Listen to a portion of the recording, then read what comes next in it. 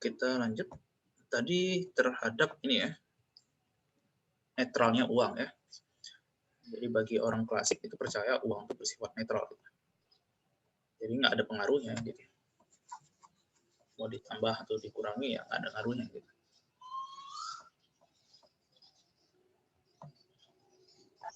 Jadi kalau seandainya uang itu ditambah 2 kali lipat, maka secara real tidak berubah, tapi secara nominal itu akan naik 2 kali lipat. Nah, kita akan melihat secara logikanya ya, kenapa secara relatif tidak berubah. Gitu. Tadi kita menggambarkan CD ya sama pizza, secara relatif 1,5 tadi kan. Jadi harga pizzanya 10, sedangkan harga CD-nya 15. Maka kalau kita bandingkan pizza CD dengan pizza, itu adalah 1/5 pizza per CD ya. Nah, sekarang kita naikkan ya. Setelah harga itu naik 2 kali lipat, apa akibatnya? Harga pizza itu naik dari 10 jadi 20, sedangkan harga CD naik dari 15 menjadi 30 ya. Berarti kan 30 bagi 20 ya sama lagi 1/5 pizza per CD. Maka di sini kita melihat secara relatif harga itu tidak berubah.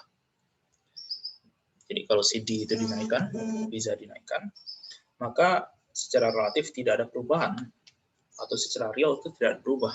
Yang berubah cuma nominal.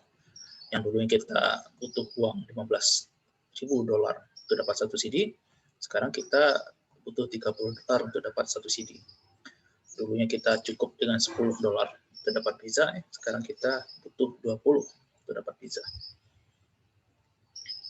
Nah, begitu juga dengan real wage ya, gaji real, upah real.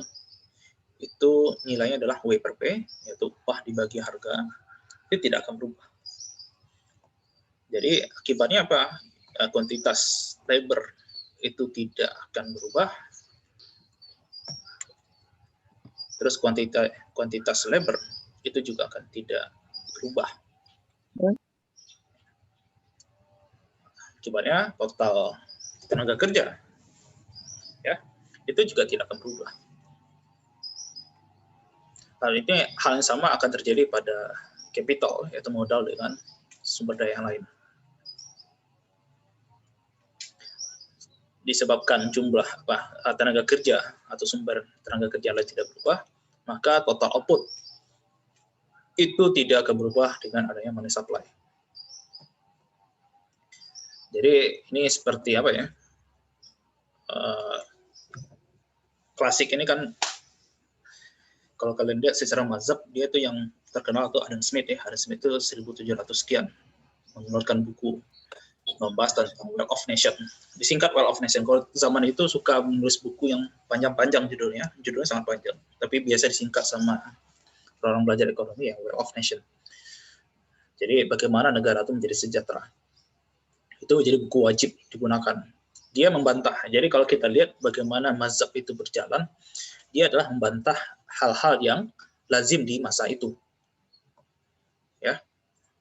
Kalau kita lihat sebelum itu yang terkenal tuh mazhabnya merkantilisme.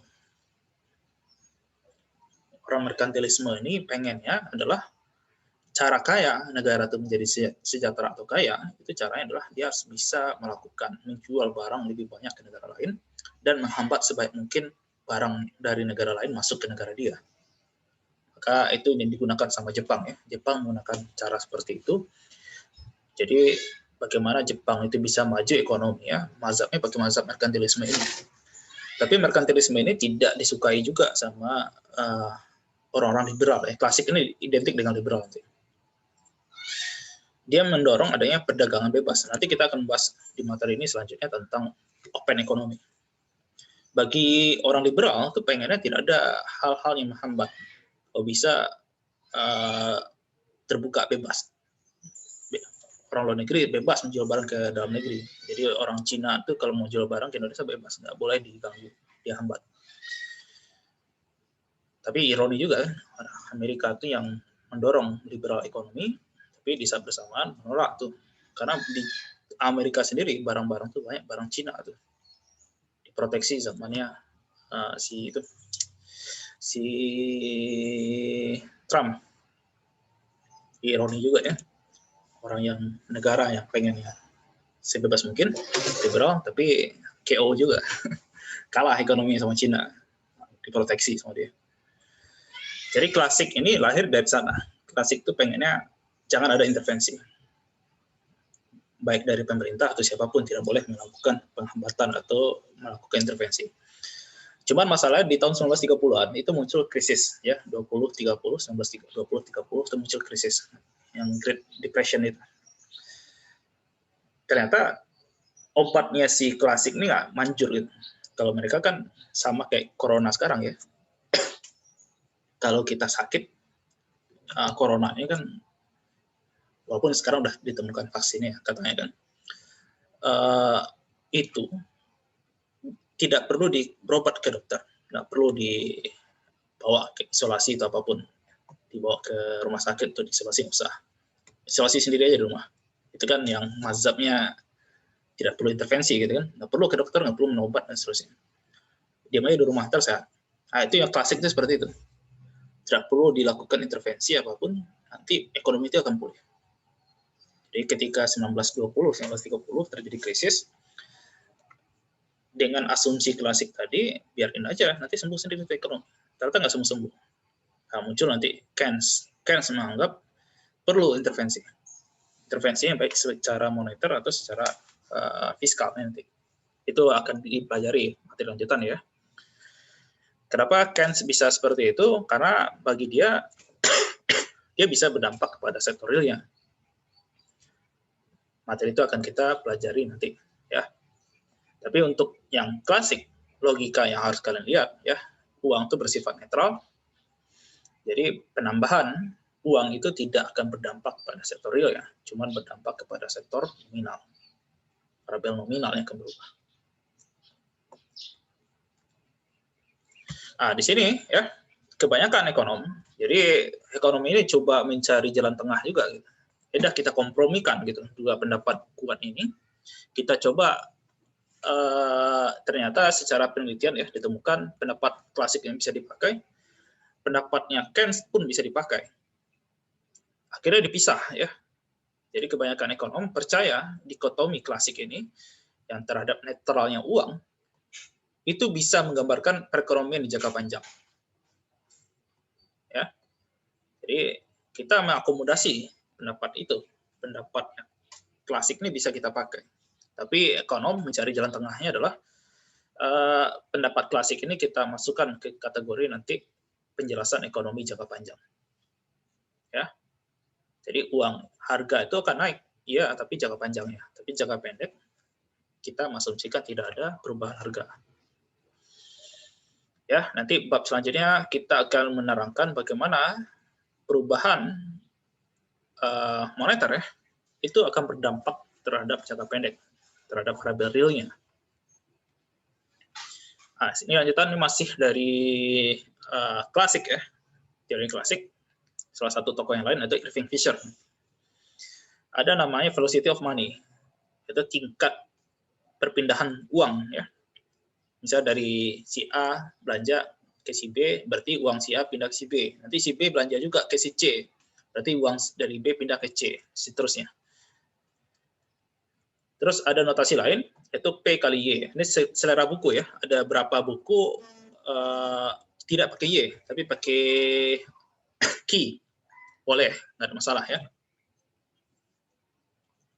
Jadi P kali Y, ada yang P kali Q, artinya sama, itu harga dikali dengan kuantitasnya.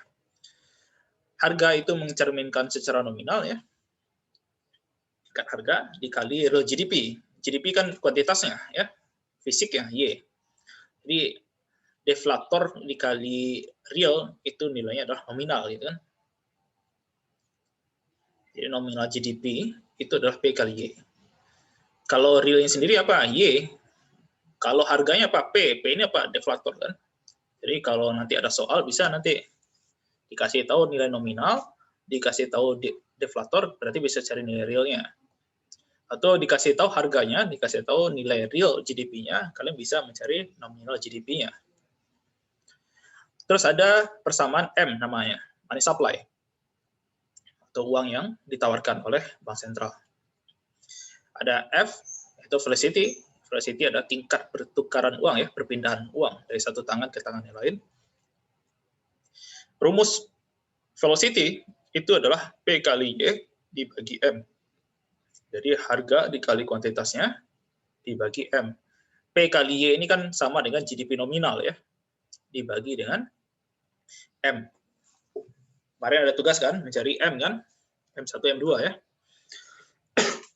Kalau dikasih tahu real GDP, dan kalian punya M ya, kalian bisa tahu tuh berapa perputaran, perpindahan uang dari negara kita, dari satu tangan ke tangan yang lain. Ini kan ada nih nominal GDP, itu PDB nominal ya. Jadi kalau dikasih soal bisa saja nanti. Ini contoh ya. Pizza di tahun 2008, nilai realnya GDP-nya adalah 3.000 ya, 3.000 pizza. Sedangkan harga itu adalah $10 satu pizzanya. Jadi GDP nominal itu berapa? Ya kali aja 3.000 dikali 10. Berarti secara nominal GDP atau PDB negara tersebut adalah 30.000. Terus dikasih tahu money supply ada sekian. Soal kalian kan kemarin ada M1, M2 ya. M1 anggaplah pakai penjumlahan atau M2-nya saja dipakai misalnya. Anggap sini M-nya M2 lah ya, atau bebas lah. Nanti kita kalau dia pelajar ini mengabaikan M1, M2-nya, sebut M gitu ya. M senilai 10.000 US dollar. Jadi uang yang beredar di masyarakat di Amerika anggaplah itu 10.000. Berapa perputaran uangnya? Tinggal dibagi aja kan. GDP nominal ini, P kali Y ini, dibagi dengan M. Berarti secara rata-rata uang itu berpindah dari satu tangan ke tangan yang lain itu sebanyak 3 kali berputar. Dari A ke B, B ke C, C ke D. Kayak gitu ya. 3 kali berpindah. Nah, contoh ya.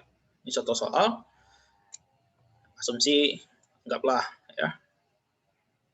Barangnya cuma satu ya, barangnya jagung ya. Nilai Y-nya adalah 800.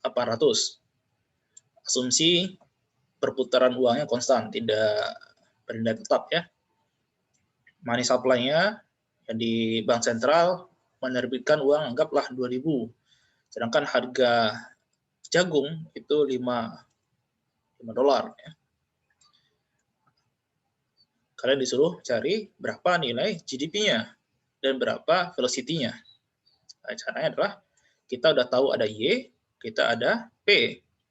Berarti kan bisa hitung gitu ya, nominal GDP kan P kali Y. Ya. Nominal GDP adalah P kali Y. Harganya tadi 5, sedangkan Y-nya adalah 800, maka 5 kali 800 sama dengan 4.000. Velocity rumusnya adalah P kali Y per M. GDP, nominal GDP udah ada, 4.000, sedangkan M-nya ada, money supply-nya ada, yaitu adalah 2.000 kan. Maka velocity-nya atau perpindahan uang dari satu tangan ke tangan lain itu sebanyak 2 kali. Nah, ini contoh di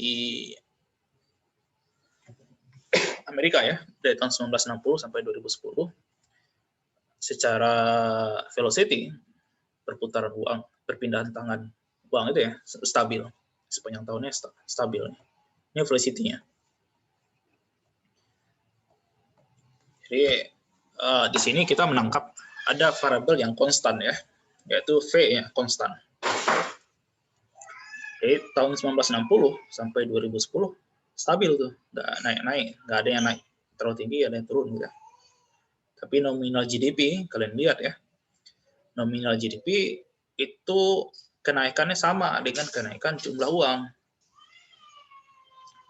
Nah, di sini bisa secara grafik kayak gini kita bisa menyimpulkan bahwa semakin naik uang itu ditambah ya sama bank sentral Amerika, yang terjadi adalah kenaikan nominal GDP. Semakin lama semakin naik. Jadi M ini menyumbang ya kenaikan yang konstan dengan nominal GDP-nya. Sedangkan velocity masyarakat tidak berubah. Perputaran uang ya itu tidak berubah. Nah, di sini kita lihat ya rumus ini Ini rumus dari Irving Fisher. V sama dengan P kali Y. Irving Fisher itu M kali V sama dengan P kali Y. Gitu ya.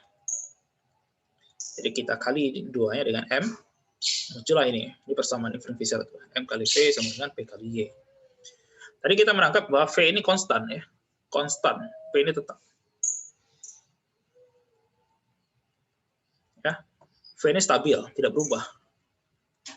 Kalau ini tidak berubah, yang bisa berubah cuma dua kemungkinan. Ya, penambahan M ini, uang bertambah, itu berdampak pada P kali Y.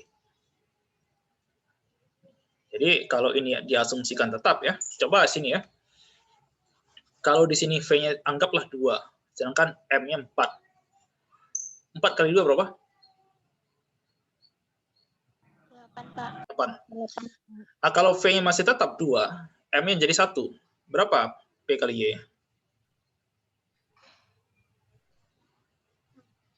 2, Pak. 2. Jadi perubahan M ini itu akan berdampak P kali Y ini, ya. Karena asumsi V-nya tetap. Kita lihat perputaran atau perpindahan uang dari satu ke tangan orang lain itu tidak berubah dari tahun ke tahun, ya. Jadi kita bisa menganggap V ini konstan, tidak berubah.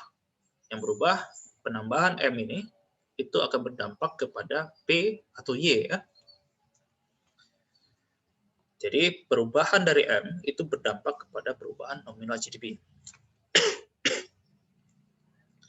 Nah, ini kita lihat asumsi mana, ya. Kalau kita mau pakai mazhab siapa dipakai?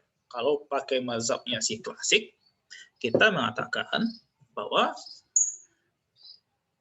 penambahan uang ini itu tidak berdampak pada Y. Ya. Jadi kalau begitu Y konstan dong, gitu kan? Kalau V konstan, Y konstan. M ini naik, ke siapa kenanya? Y nggak berubah, F nggak berubah. Yang berubah ke? Coba ya. Kalau M ini naik, sedangkan V ini tetap, dan Y ini tetap, apakah P berubah atau tidak? Atau kita coba ya. Kita coba ke sini sebentar. Lebih enak ke Word.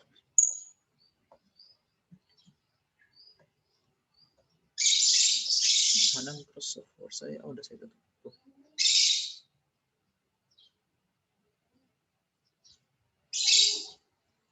Saya screen aja ya.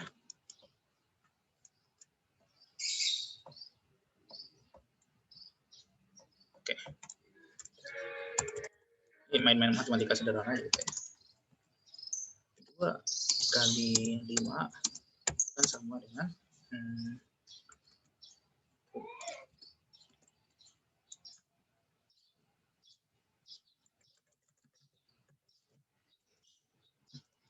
5 ya. Itu kan sama dengan 2 kali 10 ya.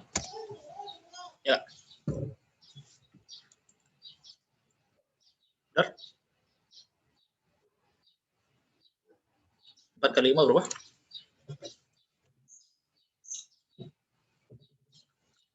5 berapa? Ayo. Kita 3 menit lagi nih. 4 kali 5? 20. 2 kali 10? 20. Asumsi sini tetap ya. Saya warnai. Ini nggak berubah misalnya. 5 ini nggak berubah. Nggak berubah juga. Y nggak berubah misalnya. Kalau ini naik ya. 6 dikali 5. Apakah dia akan 2 kali 10 lagi? Sama. Karena 10 ini nggak berubah. Sama nggak?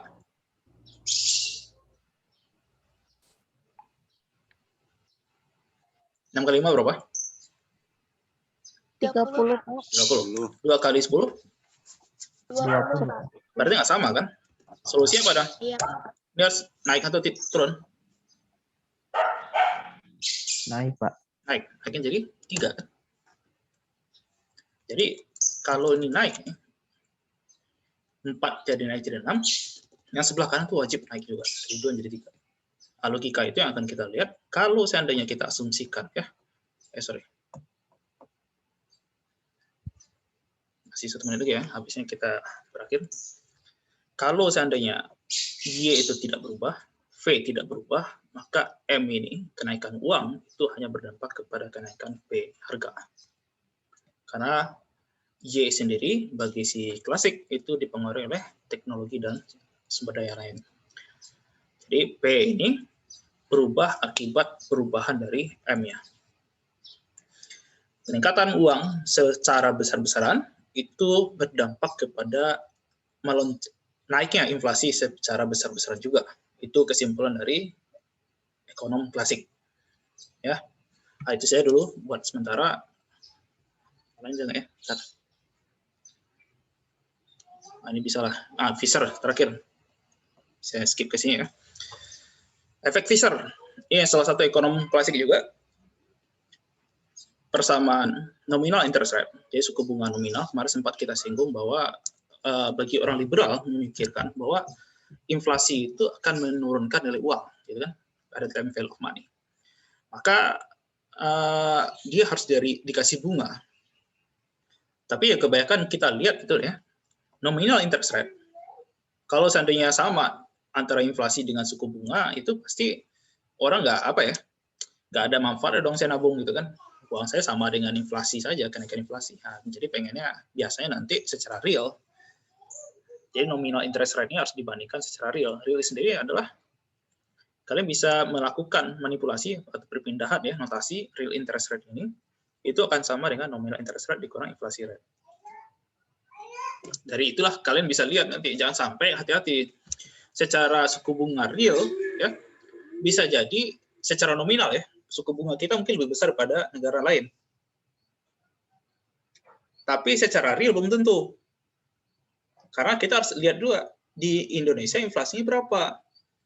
Kalau inflasinya tinggi, nominal interestnya wajar tinggi gitu. Ya. Jadi kan kalau inflasinya tinggi, itu wajar dong nominal interestnya naik gitu kan. Tapi kalau seandainya, maka yang harus dilihat ya, kalau kita sebagai yang ingin berinvestasi, lihat real interest rate-nya. Bandingkan, berarti kan real interest rate adalah nominal interest rate dikurang inflasi rate. Berapa suku bunganya, berapa inflasi negara tersebut. Baru kelihatan, wah berarti saya kalau nabung di sini, atau investasi sini, untung atau tidak. Jangan lihat dari nominalnya. Kalau kalian lihat nominalnya, kalian kaget, wah kok suku bunga Indonesia tinggi ya? Negara maju kok udah mendekati ke arah nol gitu kan. Ya tadi ternyata inflasi negara kita tinggi gitu. Ya.